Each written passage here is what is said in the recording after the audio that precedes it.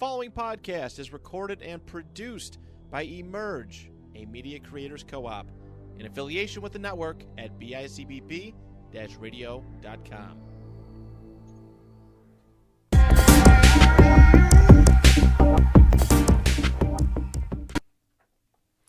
Hello and welcome to episode 31 of the Big Gap Podcast. It is I, Mike Pareto, and as always, here is Nico Salambeni.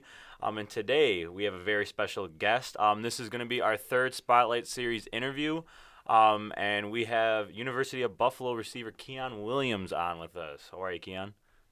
I'm good. How y'all doing? We're good. So tell us a little bit about yourself, like your background, where you grew up, and your football journey to this point. So I'm from Oklahoma City, Oklahoma, born and raised. Lived here my whole life. Played multiple sports growing up. I played football, basketball, baseball, and I ran track too.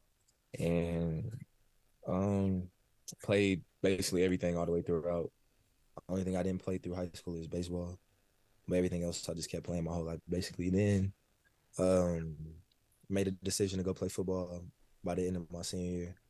On signing day, I had some offers. I was choosing from. My final two were Eastern Michigan and Wyoming, and of course I chose Eastern Michigan first. That's where I started off at my career, and played.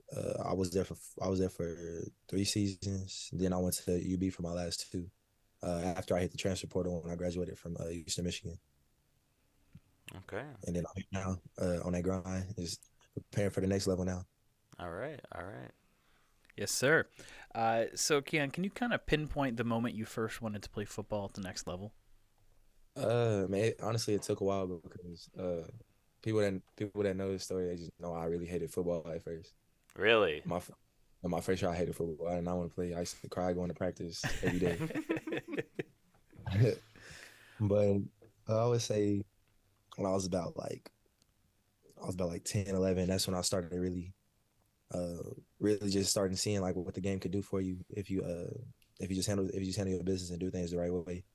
I would just observe like professionals that I admire, like as far as like playing wise, like Reggie Bush, Michael Vick, Adrian Peterson, Randy Moss, people like them. Those are like my favorite players growing up.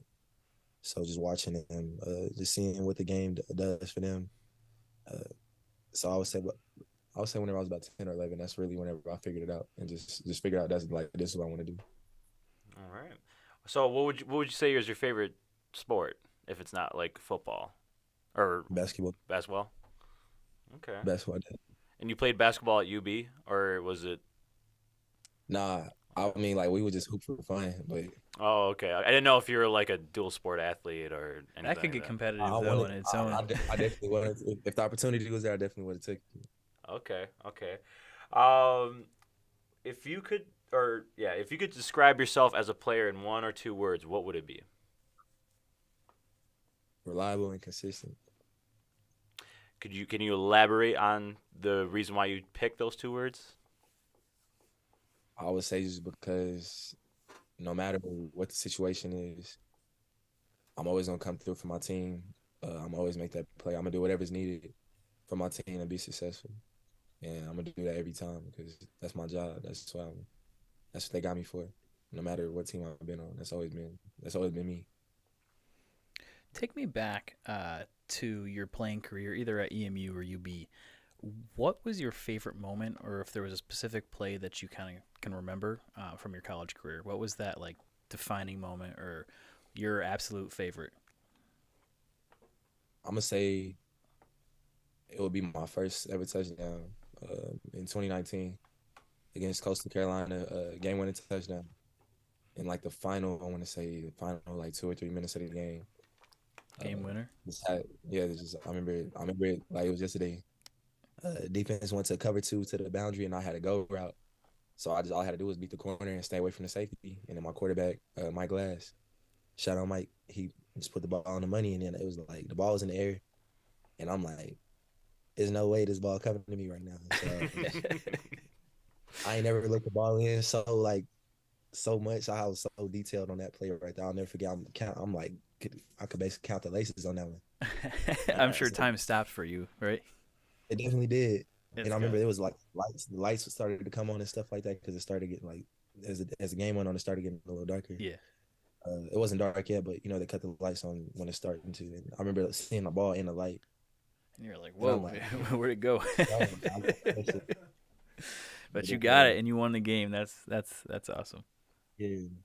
How would you describe like the locker room and like the emotions and the reactions from like your teammates after you caught that? It really didn't even start. It really started on the sideline Mm-hmm. because the whole team knew that was my first collegiate touchdown, but that was my second collegiate catch. I got both my first two catches in that game. Oh, okay. I yeah, I went the whole season before like one or two targets, no catches.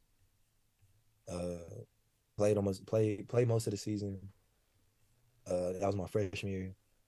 So then my sophomore year, that's whenever I started really just getting to come into my own as a player. Started growing up more, just matured a lot as a player. So um, I would say it was really, like I said, it started on the sideline. The guys were just happy for me, just jumping all over me. My receiver coach, he ran up to me, gave me a hug. He swore he wouldn't let me go for a minute, but then by the time we got to, by that time it was like by the time we got to the locker room, it was just like more of us just celebrating for the team. It wasn't even about me. Never has been. So just having that moment with them guys, just I'll never forget that. First game of the season, first win, That's my awesome. first touchdown. I'll just never forget none of that. Yeah, that's special, man. Didn't look back since, huh? How about this? How was it like winning the Camellia Bowl and eclipsing 100 yards this year in the game? Oh, the bowl game. It definitely that bowl game meant a lot just because that was my last time suiting up with my brothers. Um, just being a collegiate player, like that was my last game, and that game in particular, I really wanted to win that game. Just I played Georgia Southern before at EMU in that bowl game some years back, Mm-hmm. and we ended up losing by 2 points to them off a walk-off field goal, winning the game. So definitely wanted to go down there and just get redemption just for my brothers from the other side, really, that we all went through that together. And then, of course, getting it from my boys at UB. And then the 100-yard game, um, you don't really just go into the game and just think like, yeah, I'm just going to go get this 100. But, of course, that's what I always want every single game. I really feel like I can go for 200 a game. But, it was just a blessing for real. I'm thankful for every target I got, every catch I was able to make, and every yard I was able to gain for real. And I couldn't have did that without my boys opening stuff up for me, the line blocking and the running backs doing their thing, quarterback doing his thing, my receivers, they doing their thing, and then just play calling and all that. So they put me in position to make that stuff happen. So I'm just thankful for them. Yeah, when I was looking at your stats, and that really like spoke out to me because not a lot of people can say that like, hey, I had a 100-yard game in a bowl game, and so hats off to you, man. That's very impressive. Appreciate that. I want to go back to your 2022 season and talk about another impressive stat is your perfect passer rating for the 2022 season. 1 for 1 for 15 yards. Yeah, kind of run me through that play a little bit. All right, so really, that was like the worst. I could put my worst successful play I've ever been a part of in my life. We ran that play every single Friday before the game, like day before the game, Fast Friday practice. Literally run it every week. It's a trick play. I remember Cole hiked the ball. As soon as he hiked it, I act like I'm about to run upfield, come back, get a pitch from the running back. Cole's already leaking out on a wheel route. And all I'm supposed to do is just sail the run and just peek to see if Cole's open and just throw it to the quarterback. But, like, for one, Cole was not open. Wasn't open. I think they went to, like, I don't know. I don't even know what cover. They don't even know. I don't even think they knew what covers they were in. They just see me go away. They just all drop back, and they all look. I couldn't run just because it was like 3 people in my face. But I'm like, I don't want to just throw the ball away, and I ain't finna just get hit. So I'm like, I was about to throw it. Like whatever happened, happened. And as soon as I let it go, it just slipped off my gloves or something. I don't know what it was. It was a duck. I ain't gonna lie. Worst ball ever. Hey, you threw Not your really why. receiver open. That's all that mattered, right? Definitely, but I got him killed like 2 seconds later. So Oh, not the hospital pass. That's what You they got- call the hospital yeah, pass. You got Hey, 15 yards, it's still positive. Did you like play quarterback at all prior, like growing up as a kid? Like were you I ever did. So, was that your first time kind of slinging it since? I'll say my first pass since like in the game, my first pass since my senior year of high school. Okay. That's great. What offensive scheme do you best thrive in, and why? A spread offense, just because it just allows. I mean, it allows you to play with so much room, so much space, and you can play fast and not have to worry about. You don't have to worry about everybody on defense around you as a receiver. Like it's a lot easier than playing in like a 12 personnel system. Majority like a that just wants to like two receiver system that okay we can have 5 DBs on the field or we can have 4 DBs on the field and we can just scheme up these two receivers the whole time. So playing in that spread offense where you got 4 to 5 receiving threats every play is something I really feel like I thrive in. But I can adapt to anything though also. So if that's the situation I end up being in, then I'm just gonna have to make the best of it, and I will. So Right. any Right. I can play in any situation. But if you ask me my favorite one, I would say a spread offense. Okay. Is there an NFL player you try to model your game off of? Yeah, I got a few. And with Devontae Adams, Okay. Definitely. Devontae Adams, Odell, and then Sterling Shepard. Sterling Shepard. That's a new one. Yeah. We ask this at every interview, and Sterling Shepard. That's a really cool player comparison to have. Yeah. Looking I at mean, your he tape, grew you up can under, see. so that's why I seen Sterling growing up. So like that's why I used to like look up to him like from the football aspect. Mm. I used to go watch his games whenever he was in high school. Him and Barry Sanders Jr. So and seeing him through college and then balling out in the league. So I just take little stuff from his game too that I like. You can definitely see some of the similarities in your gameplay and Sterling Shepard. So that's pretty cool to make that connection. For sure. For sure. Who is your biggest inspiration off of the field? Off the field, I'll say my family. Definitely. They motivate me. They push me every day. They just instill so much in me as to become the man that I am today. So I would say my family for sure. Okay. And then from one UB, so you attended UB as a student, correct? Or was it just you went to Eastern Michigan as a student?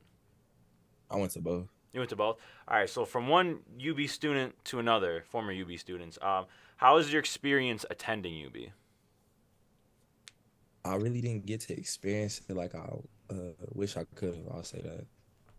Just because when I came in, I was put in mainly all online classes. I had an in-person class second semester during the spring, this past spring.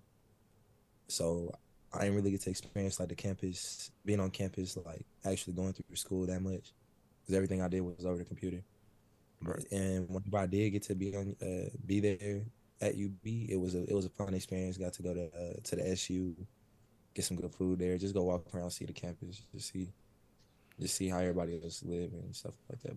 But I would say it's mainly because of the age I came in at. I came in as a grad transfer, so I'm not really looking for the college life. You know what I'm saying? Like, Yeah. You're retired, right?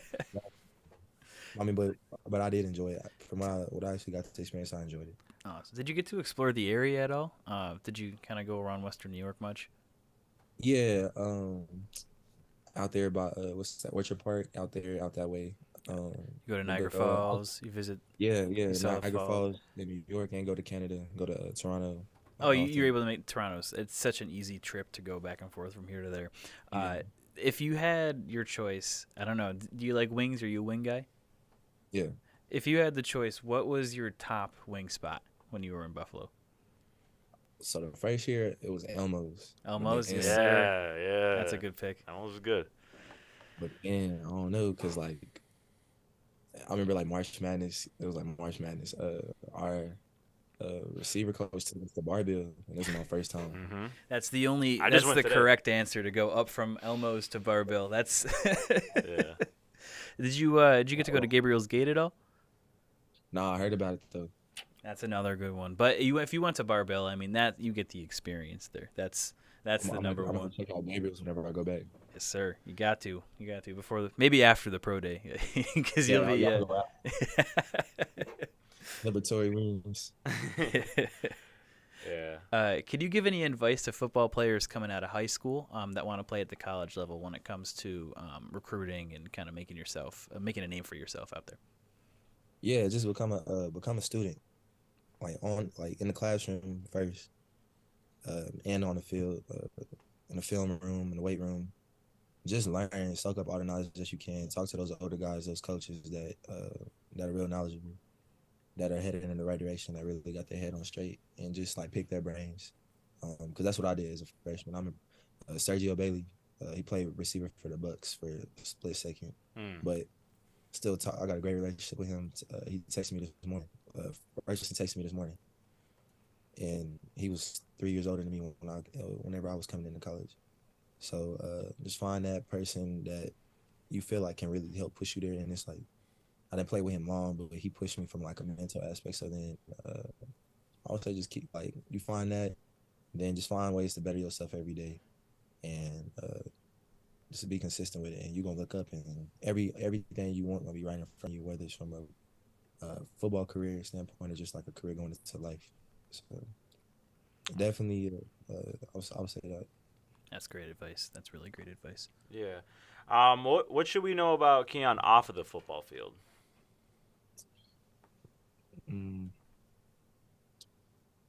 Shoot. Gamer. What, outside of football, what do you like to do the most? Yeah. Play video games, listen to music for. Yes, sir. Who are you listening to right now? I mean, I gotta go with Drake first. Of course. Six God. Of course. Drake, No Cap, Rilo Rodriguez. Any OKC talent that's kind of underground that you want to put us onto? Yeah, for sure. My dog Tay, my dog Swank, my dog New TP. Man, you got who else? Honey Band Savage, my dog Kid. Who else? Let's two from the city right now. Them is like my top. Them is the ones I'm really listening to from the city. I got that's off the top of my head right now, but it's a lot more. It's some more I'm missing way out here. But put them on the map. Put them on the map. Yes, sir. What games you playing right now? Really, I just be on 2K for real. 2K, a little bit of Madden, and that God of War, that new one. God of War, yes, sir. God of War is great, man. I played that too. It's a crazy game. Who do you play with on Madden? Saints. That's my squad, but if I'm playing against somebody, I just do randoms. Got you. Give me your 30-second elevator pitch to potential NFL teams. That was on the list right there. I didn't see that one. Yeah, it was. Man, that's on the spot. Let me. Honestly, I ain't got that too much. Whoever I'm blessed to go to, whoever picks me up, whoever picks me in the draft, whether it's picks me in the draft or takes me as a free agent, just know that y'all getting the hardest worker every time, most consistent, and I just love learning. I want to be the best, and I'm gonna be the best. So just know that. All right. Is there anything else that you would like to add that we haven't covered? I don't know. I feel like y'all covered a lot for him. I'll say y'all covered a lot. All right. Well, thank you, Quian, for coming on. Yeah, appreciate you coming on. You're attending the pro day, correct? Obviously, but the one at UB. Yeah, March 16th. Yeah. So I'm trying to reach out right now to some of the guys who run the event and some of the UB athletic department people, and me and Nico are trying to find our way onto the field. Hopefully, we see you out there. Who are y'all trying to talk to? I can try to help y'all out. So I emailed. Hold on, I emailed real quick. Let's see. Well, you got that going. Just want to spotlight Quian's stats for for 2022: 61 receptions, 743 yards, 5 touchdowns. To tack on another 800 and some change yards and a couple touchdowns to finish up his UB career with over 1,500 yards, 7 touchdowns, averaging well over 10 yards a catch. So great job. Hats off to you for an awesome 2 seasons at UB. Appreciate it. It's a blessing. Yeah, it's been awesome to see you on the field. You know, we got to see you at the Camellia Bowl and all that. So thank you for your time at UB, and congratulations on such a great season and college career, and hopefully we'll see you in the NFL. I appreciate UB for welcoming me in, because before I came to UB, whenever I was in that portal, I didn't know what I was about to do as far as where I was gonna go play at. Were there other teams that were reaching out to you? Yeah. I talked to so many teams while I was in the portal. I can't even count. Yeah, I can imagine. Can't even count. But yeah, you came out. I mean, you had a pretty solid couple seasons over at EMU. Between your first 2 seasons, just under 1,000 yards, 8 touchdowns. I mean, any team is chomping at the bit for solid receivers. So I'm sure you had a lot on your plate. And what about UB kind of stuck out to you the most? The relationships that I could tell that just from the coaches coach the player. I liked the relationships as far as whenever I would be in talks with them through the process. And then there was our receiver coach, Coach Baker. That's my guy. He really, him just giving me that shot to come over him, Coach Mo, Coach Montgomery, all 3 of them really reaching out to me, just talking to me every day. Talks every day from one of them. So just that showing them showing that they really wanted me, which I had other schools that would do that, but it was just something about UB that stuck out. I like the direction they was headed towards, and I like the direction they headed towards right now. I just got off the phone with Coach Mo, nice. Right before I got home. Just got off the phone with Coach Mo. I'm not his player no more, but that's still family. That's a bond you build for life, I'm sure. Exactly. So, I could have predicted our relationship the way it is now way back then, just based off how we initially interacted with each other. So I would say initial conversations is what really stood out to me. It was real genuine there. Definitely is. And even when Coach Becker left, Coach Stern came in, and nothing changed. Nothing changed at all. All right, so I think I got one name. So he's the assistant athletic director for UB. His last name's Fuller. I don't know. Okay. I don't know if that rings a bell. Yeah, I got you. I know exactly what you're talking about. Yeah. So I emailed him earlier. And then what else? There's another guy. He's one of the coordinators for media, media for the athletic department. So yeah, it's John Fuller, associate AD / Fuller, that's my guy. Yeah, he covers football and wrestling, and then I think it was athletic development. I talked to the people in that office, but not talked to him, but I sent him an email. So yeah, I only sent out 2 emails, and so yeah, if you have anybody else I could reach out to, I'd greatly appreciate it. No, I can reach out to him too. I'll get you people that you can reach out to, and I'll just reach out to those same people. Yeah, of course. Yeah, just send us links or whatever you find, whatever conversations you have, and send them on Instagram. And yeah, we'll hopefully we'll see you at 316 at UB's Pro Day. Yep. Can't wait. All right. That was Quian Williams, UB receiver. Looking forward to see you in the league. Thank you for your time, Quian. Yeah, thank you for calling, man. Bro. Right. That was great. It's always great to talk to these guys and interview them and kind of see where their head's at beforehand. Yeah, and it's nice seeing people from, since I went to UB, and it's nice seeing people, and I've been to the games and stuff like that, and I've seen Quian play on the field, and I was just being able to interview him and watch him play, and then hopefully going forward we get to see him be successful. I mean, it's great to see. But yeah, we still have a little bit of a show to go through. Yes, sir. Yes, sir. So yeah, let me go back into show mode. Going from Spotlight Series to the regular pot. All right. Yeah, we got the Super Bowl to go through now. Yeah. Here it is. This is the big game. Yeah. Super what? This is Super Bowl. Super Valentine's Day weekend, right? That's what they call it in retail. Super Valentine's what? Super Valentine's Day Super Bowl weekend. That's how it is from now on because since they added the extension into the game, it's always the second week. It's always going to be Super Valentine's Day weekend now. Yeah, he texted us at Ed shut off. So let's go to Take It to the Bank. We haven't had Take It to the Bank in 2 weeks because of didn't have a game last week. We had the Pro Bowl. Anybody watch the Pro Bowl? Oh boy, that was a train wreck waiting to happen. Yeah. I was listening to Jim Rome talk about it this week, and he goes, "Take the dog out back and finish it off." I mean, it was rough. It was a rough watch. I mean, it got to the point where, did you see the Move the Chains event? Mm-hmm. Where they're ripping off the dumbbells and just pulling. I don't understand that. Like what value does this add to the game other than like a torn muscle or a torn like UCL? Like this is the injury where you hurt your elbow. Yeah. Doing that lifting and that motion. So I'm over it.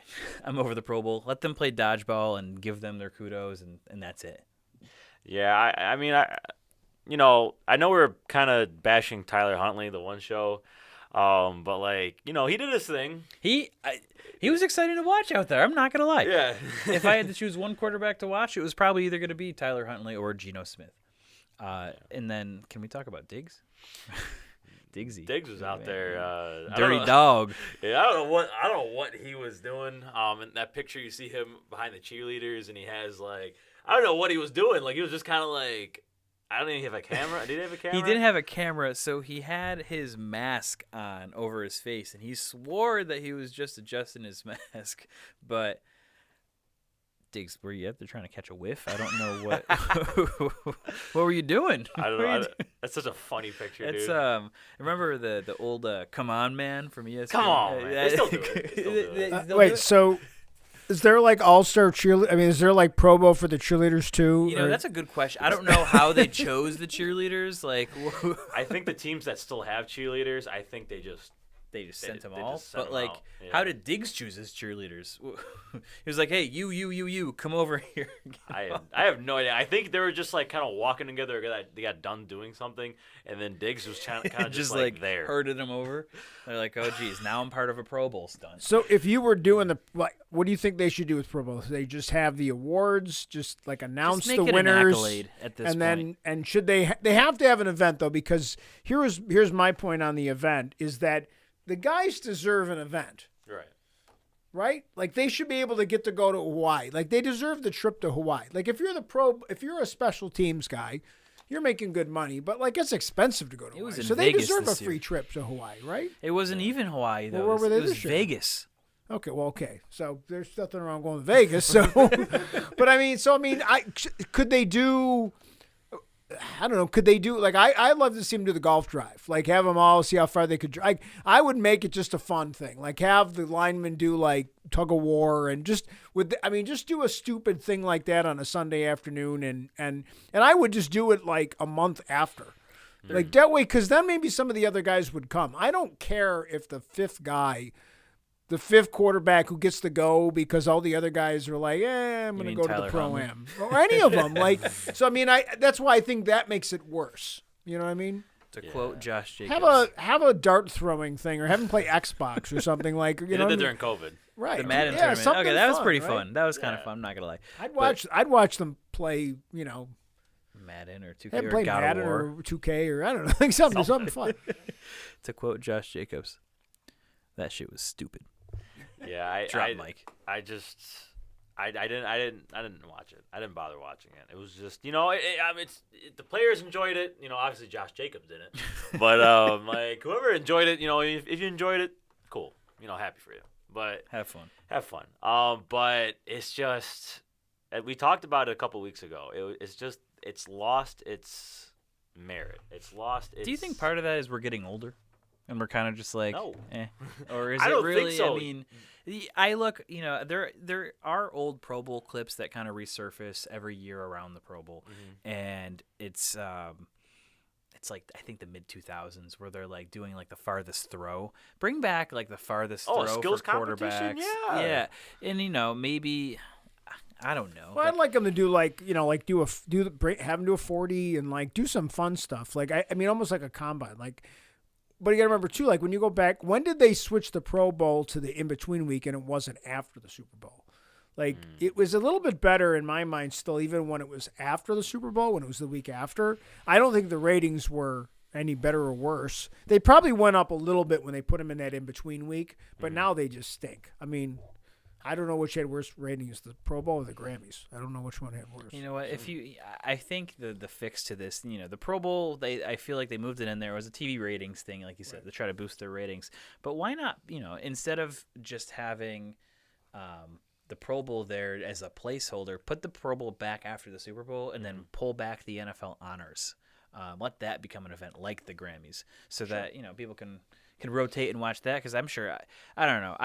I tried to watch the Grammys, and that wasn't great either. Yeah. So I, as a guy that did not like the Grammys and not like the Pro Bowl, I enjoyed the NFL honors. Put the NFL honors on a Sunday before the Super Bowl, and that way guys can enjoy it that are participating. Want to hear the worst idea that I saw on Twitter? What's that? That the week in between, they should move the Pro Bowl back to where it was after. And the worst team in the NFL should play the NCAA championship. Oh, no. I saw that when it was like when Cleveland was like they had like the 0-16 team. That was like a big thing because they wanted to have. Oh, do you think a 0-16 Cleveland Browns would face the national championship? Yes, dude. They would get Bama would get smoked. Plain and simple. I mean, no, they wouldn't win. I don't even want to entertain that thought. That they'd get smoked. It'd be case in point, done, over with. You want to talk about taking the dog out back? How about they play the Toronto Argos? They could play the Toronto Argos. That'd be fine. The Toronto Argos, they might stand a chance. We'll give them Canadian rules. We'll play Canadian rules football. Speaking of Toronto, are we going to break some news on the Big Yak podcast? We could. I mean, it's up to you. Yeah, let's do it. So we have our first professional. I guess you could say professional. Professional. Yeah, professional. Yeah, football player. He's from the Canadian Football League. It is quarterback Ben Holmes, from the Toronto Argonauts. He isn't the current starter. But he's from Orchard Park, New York. He's 28. Won a couple of national championships with Orchard Park. He was the number 4 overall pick in the USFL last year. Yeah. He has a ring. He has a ring. He does have a ring. So he's bounced around from the USFL, I think, Arena, and then he's on the Canadian Football League now. I don't know if he had a XFL or AAF tenure at all. I don't think he did. But he's seen multiple levels of the professional game and can kind of provide an insight of what the professional football kind of multiverse looks like, for lack of a better word. So it'll be really cool to kind of get his perspective. He had a storied career in D2. There's a fly it was like a ladybug or a fly or something that just flew past our faces. So we have a second guest on for the show tonight. This beetle that's flying around. But You're so popular. Everybody wants to be on this podcast. We have lines out the door. Yes. So. Come on, Molly, take care of that. Get out of the corner. And get the fly swatter out. Come on, kill a bug or something. So. Ben Holmes next week. We're really looking forward. He's going to be in studio for this episode. He's home in the off season for. Yeah, shout out to Orchard Park. I mean, I'd be proud if I was Orchard Park that they've got a professional, professional athlete. I think that shows whatever. I mean, I'm sure I want to hear my questions for him would be I'd love to hear you guys talk to him about how did you, because everybody thinks you're just going to go to the NFL, and how did he what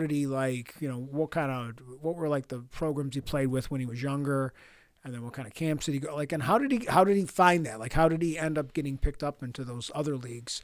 And then how did he end up falling onto the Toronto? And I'm really interested in this because we don't see those journeys, and I think it's just an interesting thing. And it's good. Those kind of guys, I think he's going to have. I think he's going to have such appreciation, get the chance to play. I'm very interested in meeting him. Yeah, he's going to be a very fascinating guy. Yeah, we're looking forward to having you on, Ben. Yeah, I think he had a broken foot or what? He had an injury, right? Yeah, I'm sure he'll kind of elaborate on that. Yeah. But yeah, next week's Ben Holmes. Very excited for that. So let's talk about the Super Bowl. Kansas City and Philadelphia. Last week we had a little bit of early Super Bowl predictions. We had Terrell on, and we were picking Philly, right? So Or I think I flipped up. you think you flipped? So I last week said that I really like the Chiefs this game. I think the Chiefs are going to kind of come in and start strong and then finish off and have a really solid, complete 4-quarter game. Now that I kind of think about it, that I've kind of elaborated on this matchup, this is a really tough matchup for the Chiefs. Their defensive front of Philadelphia is going to be a huge issue, and what I think it comes down to is the defensive front of Philly versus the offensive front of KC and vice versa. This game is going to be won in the trenches, and if Philly establishes dominance, which I now think they will, it's going to be a quick one, I think. Yeah, I just hope we see a really good game. As we talked about it last week, it's just the last couple Super Bowls have just been a little underwhelming. So as long as I get a good game, I mean, I am secretly rooting for Philadelphia. I think a lot of Bills fans Is are. it a secret anymore? Well, it's not a secret anymore now. I just said it. But yeah, I mean, Philadelphia, Kansas City. You know how It's we at this feel about point in the Kansas City. season where it's almost like, not that it's ceremonial, but for once we can kind of just sit back and be like, I hope for a good game. Yeah. Bills are out of it. We don't have any horses in this race, except for our underdog pick 5. Right. Other than that, though, there are no horses in this race. Right. So let's do our quick little Take It to the Bank Super Bowl 57 edition. We have the Philadelphia Eagles coming into this game as 1.5-point favorites. I mean, it's kind of been switching a little bit, like 2 points. Philly has stayed the favorite the entire time, Yeah, though. it's- I'm interested to see where it kind of lies come like Friday or Saturday. Right. So yeah, Philly's coming in as 1.5-point favorites. Over under is set at 51. Kansas City, I know a lot of people consider this too. Kansas City is the away team, so they're going to be wearing their white jerseys. There is a myth out there that most teams who wear the white jersey, I think it's either, I might be mixing this up, vice versa, but the team that wears the white jerseys have a better record. But I don't know, or the home team has a better record. I don't know. I got to look at the stat because I've seen it somewhere. But regardless, game set at 51 for over-under. And I am staying high and picking the Eagles. Not really going to touch the spread here because of how close the spread is. Over-under at 51. I think this game, 51 is high, and anything over 50 is high for over-under. But it is the Super Bowl. I mean, you never know what we're going to get. We could either get a defensive war and have this game be like 13-6. I mean, I don't think that's going to happen. It could happen. The old the Rams Super Bowl special. Rams-Patriots Super Bowl. It could go like that, but I have a really good feeling that both offenses are going to... They're gonna find the rhythm. They're gonna feel themselves early.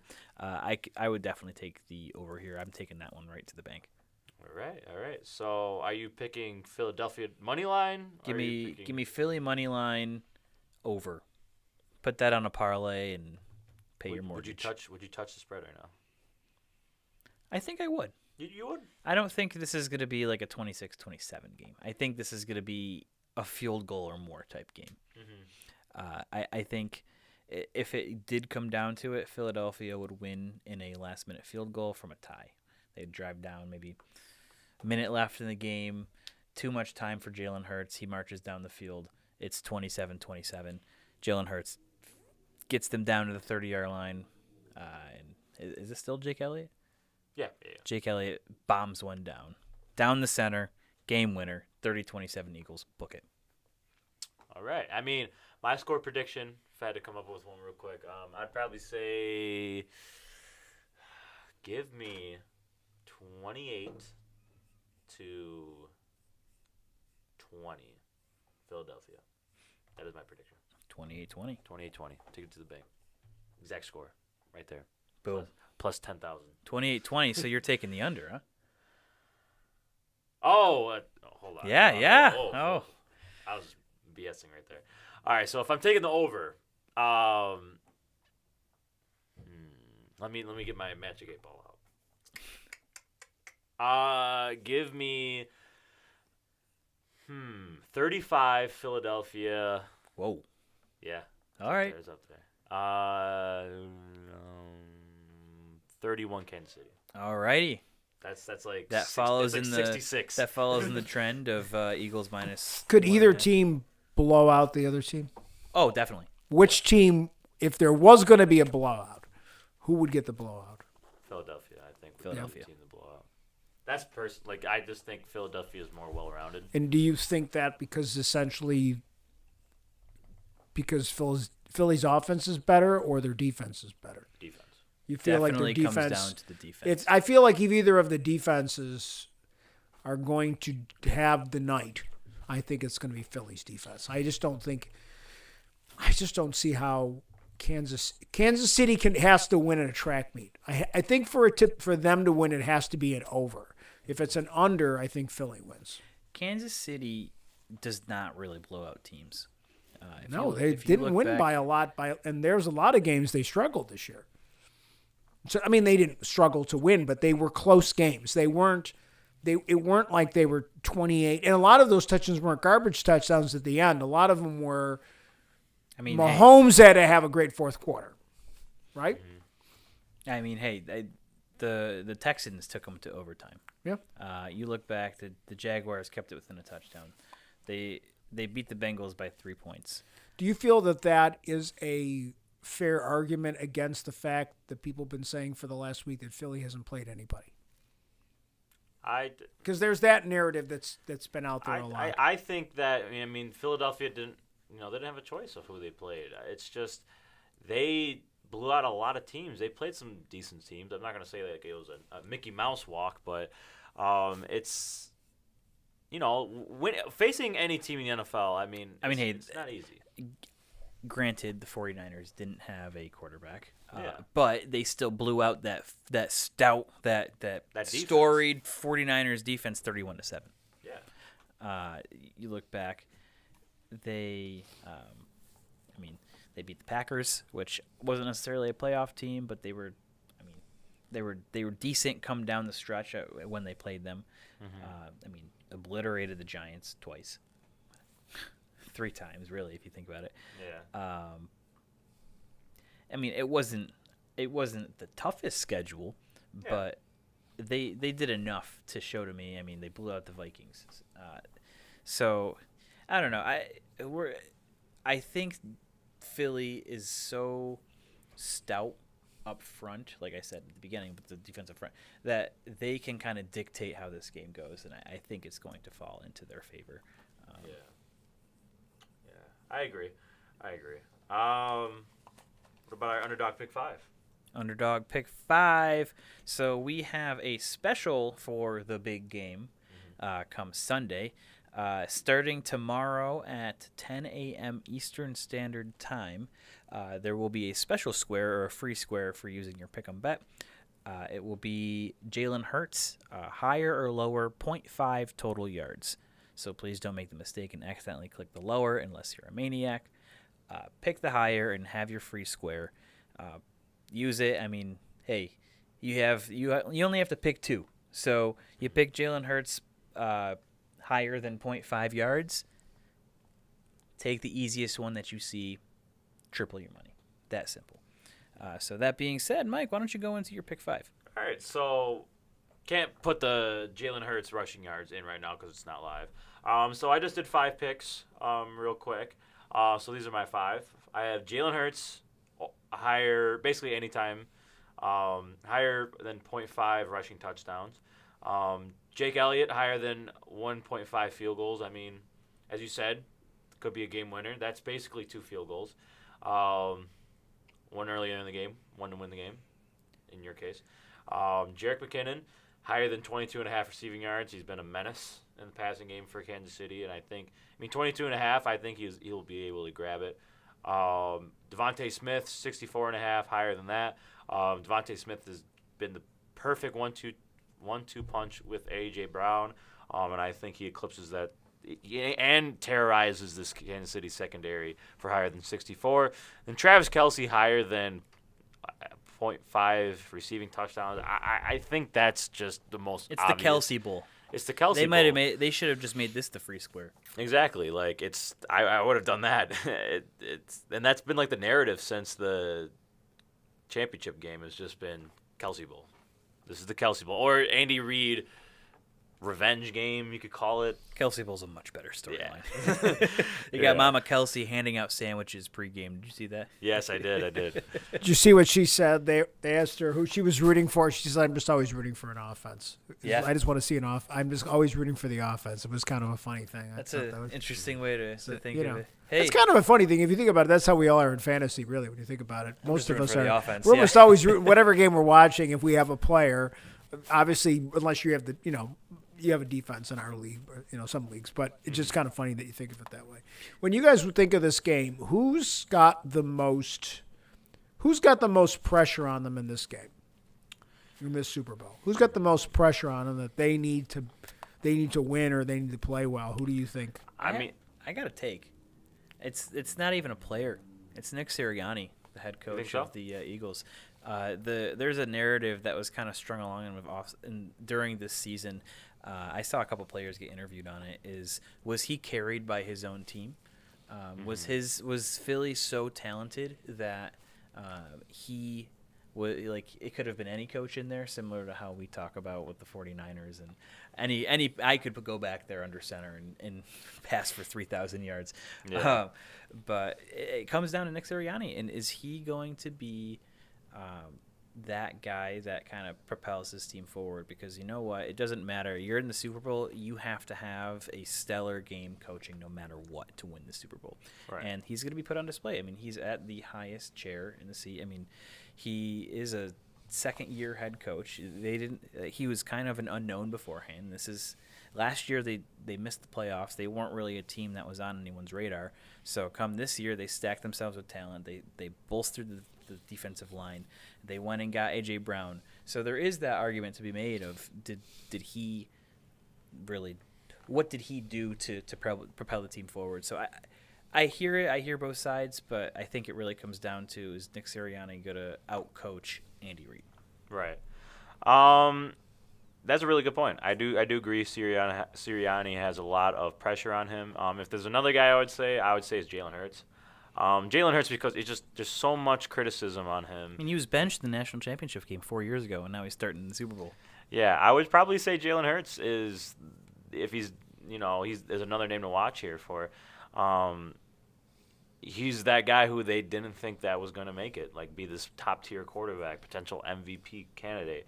And I feel like the pattern we've seen with these young quarterbacks, whenever they lose, like I feel like when Josh Allen lost the Bills lost that Cincinnati game, all this Josh Allen slander. When Cincinnati lost to Kansas City, all this Joe Burrow slander. And then it's gonna come with this, like it's gonna be especially Jalen Hurts because of how much criticism he gets. If Mahomes loses, I just feel like a lot of people view Mahomes as the best quarterback in the game. I mean, he is. He is. He is. Well, I guess my point is, and I guess my thing is, if Mahomes loses, and I'm not saying he's bad, but let's say he doesn't have as good a game as Jalen. Jalen gets that winning touchdown drive, kind of like when Mahomes got that last drive instead of Josh. If it's his fourth year, he won his first year. Now he's going to say he lost twice, and 1 year he didn't even make it. Right. What's the narrative about Mahomes? Like, is there a different? I mean, that's why I think if there's, to me, the pressure on any more than anybody is on Mahomes, because he's gonna, if he doesn't win, and I think he's gonna. I think the Chiefs are gonna win because I think he's just better than everybody else. But if he doesn't, I think there's a weird narrative that is he choking the Super Bowl? Like, I mean, that'll be I don't agree with that. I'm just saying that, like, there's a weird pressure on him if he doesn't have. I think he has to have his best game. He's got to have like an MVP game. He's got to. And I think this is gonna, we're gonna see something like the Tampa Bay, like the COVID Bowl between Tampa Bay, like how it was between Tampa Bay and Kansas City. I think that we're going to see the real. I don't know about the real Kansas City, but you're going to see the worst form of them. I mean, Patrick Mahomes is hobbled. He is hobbled. I mean, he's had 2 weeks to recover. I mean, he might be good Reed now. said he wasn't 100%, but he's Okay. fully capable of running every single play in their offense. Yeah. So take that as you will. Yeah, remember in the Super Bowl? I mean, didn't he get banged up in the Super Bowl too against Tampa Bay? He was running for his life out there, and that's another defense. That was before they bolstered their offensive line, the Chiefs. Yeah. So it's going to be a test. I mean, that if Kansas City's offensive line can stop the Philadelphia, pass rush, then good. But it's just I can somewhat see this game potentially looking like that Tampa Bay Super Bowl. I just think, this Kansas City just doesn't have the defense to stop an offense that is top tier. I mean, they have, but this is a very big game. This is the biggest game of the year. So we'll see. They didn't stop Tom Brady. I mean, he is the GOAT, but it didn't stop Tom Brady and the Buccaneers when they played a couple years ago. I mean, I'll say this to answer your point, Maranto. Once you win one Super Bowl, I feel like the narrative kind of you get a little bit of a shield put over you. You won one, so you're capable of winning the Super Bowl. Mm-hmm. He went to 5 straight AFC Championship games, so that in itself is already impressive enough. You won one Super Bowl. You made it to two other ones. I don't think that people of course will say it because people will say anything. But I don't know if I would ride with that national narrative just yet. Yeah. If he wants to, you could say the similar things with Aaron Rodgers, maybe. I mean, he only made it to only one Super Bowl, right? He won it. And he won it, yeah. I don't know. I mean, I wouldn't. I just find it an interesting discussion. I just think there's going to be I think it's going to be a weird off-season discussion that a lot of people are going to spend on, and people are going to have months to talk about it. Oh, and yeah. it's a weird, I'm not saying I agree with it, but I feel like it's going to be a weird narrative. Like, I mean, yes, he's won one, but there's also, but that was his first year and beginner's luck, and it wasn't like, you know how people are in sports. It's kind of funny. Like, you listen to the garbage this week, even with NBA, like, like whether you like Jordan, whatever, but like trying to find ways of, like saying that he's not the greatest Jordan ever, wouldn't he's lose most that game accomplished or ever. Like these weird ways of parsing our words so we're not getting into fights. But I feel like it's I think it's an interesting. It makes for me a really interesting story for the Super Bowl. I want to see he's got to know that. Like, he's got to know that there will be those talks. I mean, or it's going to be a question of Kansas City, man, you're leaving this guy out here. Get him some more help because he needs more. He's doing this by himself, to some extent. Yeah, that's bringing me back to my point. Is like we might see the real side of this Kansas City team, and maybe we have seen the real side of the Kansas City team. But if they lose, we might see them at their worst. I mean, their flaws might come out, is what I'm saying. So we'll definitely see. I mean, it's definitely going to be an interesting Super Bowl. It's just, as we said, Philadelphia, I think, is just more the better team all around. They have that offense. Kansas City also has that offense, but Philadelphia's defense is just way better. So, I don't know. It really could go either way. These are the two best teams in the league. But based off of what we've seen, I think the Philly defense overwhelms the Kansas City offense, and that's going to be the headline of the game. And I think as long as both quarterbacks ball out, I mean, it's going to be more of a pressure on Hurts because of, he hasn't won one yet. But if Mahomes loses, I mean, there might be a weird narrative, but as long as he, balls out, and it's obviously clear that his defense can't stop this Philadelphia offense, then, you can't fault the guy that much. So, I don't know. We'll see. I definitely can't wait. And it does suck. This is the last NFL game until fall.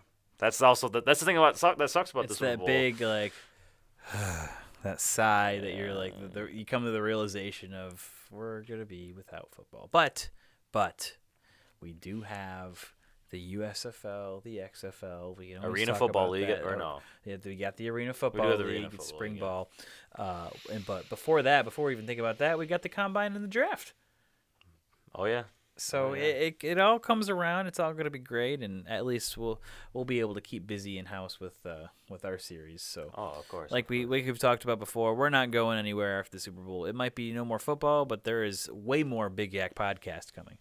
That being said, I never gave you my pick 5, so I'm going to. Oh yeah, we got a little sidetracked. I am going to cheat and take my my free square of Jalen Hurts higher than 0.5 total yards. Okay. Give me that. Take that to the bank. I'm gonna make a new one. I'm gonna make another one, and then I'm gonna send you the one with his thing in Perfect. it. Yeah. Give me Jerick McKinnon higher than 3 receptions. I think we're going to see a lot more of him with Patrick Mahomes hurt. Like we talked about, give me Travis Kelce, 0.5 receiving touchdowns. That's a gimme. Free square. Miles Sanders, 0.5 rushing or receiving touchdowns. Higher. Give me that. Running backs always find a way to score in the bowl. There's going to be a lot of points in this game, I feel. So give me Miles Sanders. He might be first touchdown of the game. Yeah. And then Jake Elliott, like we talked about, 1.5 field goals made. So we have a couple similar ones, but hey, take them to the bank, get your money, let's all win. Of course. And yeah, before we leave, just want to say, and did you guys read the Kim Bagula news? I did. So I'm thinking of her. I'm praying for her. It kind of came full circle with Damar Hamlin. I could only imagine what the Pagula family were going through when that Damar Hamlin incident happened, and Jessica Pagula kind of laid it out pretty well in her Tribune article. So thoughts and prayers are with her, and we're thinking of her and sending love from the Big Yak podcast over to her. Yeah, like none of that is easy. None of that is easy to deal with. Very thankful, she's alive. But in the article, you just saw that she said that she has suffered, significant brain damage, and she's making good progress. The doctor said that they are impressed of the progress she has made, the development she has made since when the event first happened, the cardiac arrest. But yeah, all that also. It's not important, being a mom first and whatnot. But also, she detailed in the article that she's not going to be able to perform her duties as partial Bills owner, or she's owner. Yeah, president. She's president. Yeah, and so owner. I believe it's in Kim's name. Yeah, is she technically a co-owner or is she the owner? I can't. I forget how they worded it. Yeah. When it comes right down to it, the family owns it. But Yeah. when they brought in that other, forget the guy's name that they brought in on the Sabres end, that's when, there was a lot of buzz in my mind. Like, people knew there was something going on because all of a sudden we had another person that was director of hockey for the Buffalo Sabres that was above the general manager. And then when she wasn't at the Ryan Miller night, that was the buzz in the building when I was at that event. And there was a lot of people saying, well, where is she? And everybody at that point kind of was like, she's got to be sick. There must be something really significant going on with her. And it's just so sad because, to be honest, they're tremendous people. They've done an amazing thing for this city, the city of Buffalo, Western New York in general. And not just the fact that they kept the Bills here and kept the Sabres here, but all the other things. If you go downtown Buffalo, if you've never, Harbor Center and all the investment and all the other progress that's happening in downtown Buffalo in that area, with the HSBC leaving but all those other things, that anchor of having those things there led to people's confidence to invest in Buffalo, and that is making it better for all of us, our whole community. So, shout out to that family, because it's just like, there's lots of families that go through these kinds of things. And shout out to those people those earthquakes in Syria. Oh my goodness, terrible. In Turkey. Everybody was joking about the earthquakes in Buffalo, and there were real earthquakes happening in Turkey, and every day it's 1,000 more people. You just never know. So whether it's one person or thousands, it's just such a terrible thing. Yeah. Thousands of Thank people. God we have sports sometimes to take our minds off this stuff. Yeah. Amen to that. Thousands of people, just gone in an instant. I mean, and then death toll is probably not even finalized too. You're probably still finding people, in that. It's going to be disaster. weeks, and some people are trapped in buildings. Right. So we don't know if they can get them out. So that's just it's just ongoing. It's just so sad. I mean, it is pretty ignorant to see some of the people who just say oh, I survived the Buffalo earthquake, and I'm sitting here and I'm everybody survived the Read the earthquake. room. It was a little shake, a little rumble. I'm just gonna shake your shoulders a little bit, and that was. It's like we're in a little snow globe, and they gave us a little shake. That's it. Yeah. That's a good way to put it for Buffalo. Yeah, it's but I wanted to congratulate you guys, though. I mean, as the owner and operator of Emerge and Random Media, I'm very impressed with you guys. I think your first season here was amazing. I'm honored to be able to support you guys and produce this thing for you and give you a home. But I got to tell you, you guys are putting in the work. You guys are. I mean, you guys have been interviewing these athletes, and you're talking about putting in the work. But man, you guys are putting in the work. Your family should be proud of you for this isn't just a hobby for you. This is a lot of time. You have to spend a lot of time writing emails and doing research and coming in prepared. And I think it's amazing. I think that I watch stuff on TV that people aren't as prepared as you guys are. So no, but seriously, and I think the fruits of your labor, you've got these guests coming in, you keep trying, and you're not settling, and you've got a sponsor, and I think you guys deserve a lot of building your brand, and it's very impressive. I enjoy sitting over here. I respect that you let me have a couple seconds once in a while to say something stupid.